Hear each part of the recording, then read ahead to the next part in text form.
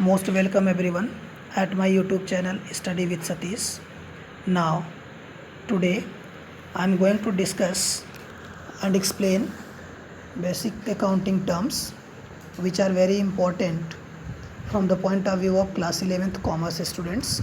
So now see, it is the point number 1, stock or stock in trade. So here it is important to understand the meaning of stock and its types. The term stock includes the value of those goods which are purchased for reselling and which are lying unsold at the end of accounting period. ठीक है, अगर हम stock की बात करें तो stock में हम ये कह सकते हैं कि includes the value of those goods which are purchased for reselling. Goods की वो क्वांटिटी, वो वैल्यू जो परचेज की गई है रीसेलिंग के पॉइंट ऑफ व्यू से और laying unsold at the end of the year, और अकाउंटिंग पीरियड के एंड तक अभी वो सेल नहीं की जा चुकी है, अभी वो स्टॉक में हमारे पास वेयर हाउस में रखी हुई है। It is two types of opening stock and closing stock. The term opening stock, अगर हम ओपनिंग स्टॉक की बात करें तो देखो नाम से ही क्लियर है, जो बिगिनिंग का की हो, और क्लोजिंग स्टॉक जो अकाउंटिंग ईयर के एंड की हो। अगर हम अकाउंटिंग ईयर वर्ड यूज करें तो आपका intention April to March means 1 April to 31 March होना चाहिए, 1 अप्रैल टू 31 मार्च। और जब हम कैलेंडर ईयर की बात करें तो 1 जनवरी to 31 December.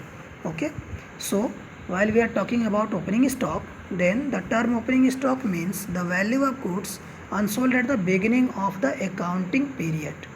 Where is the term closing stock means the value of goods lying unsold at the end of the accounting period.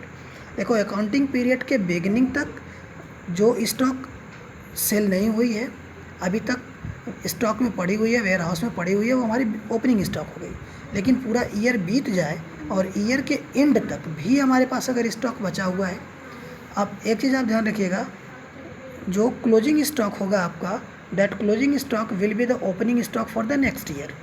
ठीक है, जैसे अगर मैं बोलूँ कि 1 अप्रैल को बिजनेस स्टार्ट हुआ और अगर हमने 50,000 का गुड्स परचेज किया और 50,000 का गुड्स 1 अप्रैल से सेल करते करते 31 मार्च मीन्स नेक्स्ट ईयर में अगर हम पहुंच गए और वहां तक भी मेरे पास 5,000 का गुड्स बच गया, तो 5,000 का गुड्स क्या होगा, मेरा अगले ईयर के लिए ओपनिंग स्टॉक हो जाएगी और प्रीवियस ईयर के लिए क्लोजिंग स्टॉक हो जाएगी। Okay, inventory. Now see the next point.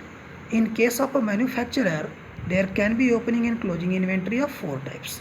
आप यहाँ पे ध्यान रखिएगा कि अगर हम इन्वेंट्री की बात करें then it is divided into 4 categories. Now see, inventory of raw material. जैसे अगर हम बात करें किसी मैन्युफैक्चरिंग यूनिट्स की, कल हम लोगों ने बिजनेस स्टडी को अगर आप केयर करोगे तो we have discussed clearly in the BST that primary industry, secondary industry and tertiary industry.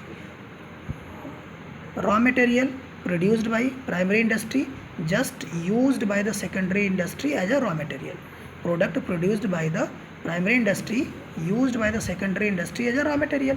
तो यहाँ पर अगर हम इन्वेंट्री ऑफ रॉ मटेरियल की बात करें तो it includes inventory of raw materials purchased for using them in the products manufactured but it still link unused. अब लोग कहने का मतलब यहाँ पर यह है कि जो भी गुड्स परचेज किया गया है प्रोडक्शन के पॉइंट ऑफ व्यू से, लेकिन अभी तक उसे यूज नहीं किया गया है, रखा हुआ है, ठीक है, तो वो हमारा इन्वेंट्री ऑफ रॉ मटेरियल हुआ। Next, inventory of work in progress. Work in progress means goods जो हमने परचेज किया था रॉ मटेरियल के तौर पे, अब हम उसको यूटिलाइज कर रहे हैं, लेकिन अभी भी प्रोडक्ट मेरा पूरी तरीके से कंप्लीट नहीं है, वो अभी सेमी फिनिश्ड प्रोडक्ट है, सेमी फिनिश्ड प्रोडक्ट के फॉर्म में है। जैसे अगर आप लोग ध्यान दोगे, सड़कों पर अगर आप चलते हो तो कभी कभी आपको वर्क इन प्रोग्रेस लिखा हुआ बोर्ड नज़र आता है। इट मीन्स अभी वो रास्ते बन रहे हैं, अभी अंडर कंस्ट्रक्शन है, अभी वो कंप्लीट नहीं हुए हैं। तो कहने का सेंस यहाँ पर यह है कि inventory of work in progress means जहाँ पर अभी काम चल रहा है, प्रोग्रेस में कुछ पार्ट अभी कंप्लीट हो गया, कुछ पार्ट अभी कंप्लीट नहीं हुआ। Inventory of finished goods. अब ये देखो लास्ट पॉइंट को बताता है, जब आउटपुट हमारे सामने आ जाता है मीन्स जब वो गुड्स बन करके कंप्लीट हो जाता है, रेडी हो जाता है, लेकिन अभी भी वो रेडी तो है सेल होने के लिए, but so under inventory of finished goods a complete goods recorded as you are looking here for sale but are laying unsold at the end of the accounting period means which have been completed and are ready for sale। तो अगर हम inventory for finished goods की बात करें तो जो goods बिल्कुल पूरी तरीके से कंप्लीट हो चुका है और स्टॉक में पड़ा हुआ है और सेल होने के लिए रेडी है, वो हमारा इन्वेंट्री ऑफ फिनिश्ड गुड्स की कैटेगरी में होगा। नेक्स्ट आपका पॉइंट है inventory of stock in trade. It includes the value of those goods which are purchased for reselling. Stock refers only to the value of those goods which are purchased for reselling. देखो, जो goods reselling के point of view से, inventory of stock in trade means उस goods का stock जो trade के point of view से लिया गया है, मीन्स जो परचेज किया गया है सेल करने के पॉइंट ऑफ व्यू से, उस स्टॉक को हम लोग inventory of stock in trade की कैटेगरी में रखते हैं।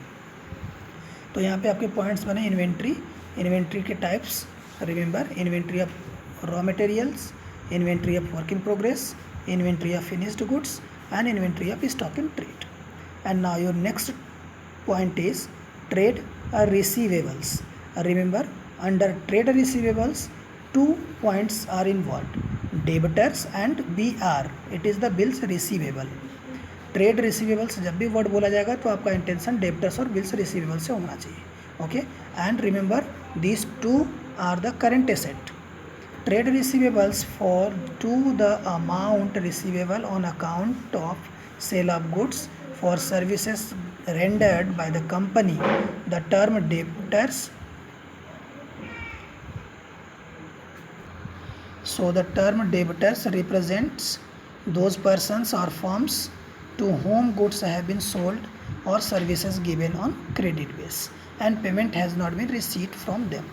देखो, कहने का सेंस यहाँ पर यह है कि डेब्टर्स हम उस बंदे को बोलेंगे या डेब्टर्स हम उस ऑर्गेनाइजेशन को बोलेंगे जिसको हमने गुड्स सप्लाई किया हुआ है क्रेडिट बेस पे। पैसा नहीं मिला अभी हमको, लेकिन हमने उसको गुड्स सप्लाई कर दिया है, ठीक है।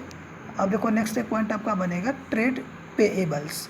जब ट्रेड पेएबल्स वर्ड यूज किया जाएगा तो आप क्रेडिटर्स और बीपी से इसका मीनिंग समझोगे, और ये दोनों आपके करंट लाइबिलिटीज के पार्ट बनते हैं, okay. Creditors and BP are the part of current liabilities. Remember, trade payables is the amount payable on account of goods purchased or services taken in the normal course of business. अगर हमने किसी third party से कोई goods purchase किया हुआ है या कोई सर्विस ले रखी हुई है और अगर उसका पेमेंट हमने नहीं किया है तो ये हमारे लिए क्या होगा, एक तरीके से लाइबिलिटी हुई। तो देखो, यहाँ पे आप पॉइंट को केयर करिएगा। The term creditors represents those persons or firms from whom goods have been purchased on credit and payment has not been made to the person or to the parties. Means the person from whom goods have been purchased on credit, that person is known as, or that organization from whom goods have been purchased on credit known as our creditors, okay. So these all about your basic accounting terms, and except it many other points are here and I will provide it in next video, okay. Thank you so much for watching it. Please like it, share it and subscribe it, okay. Thank you so much.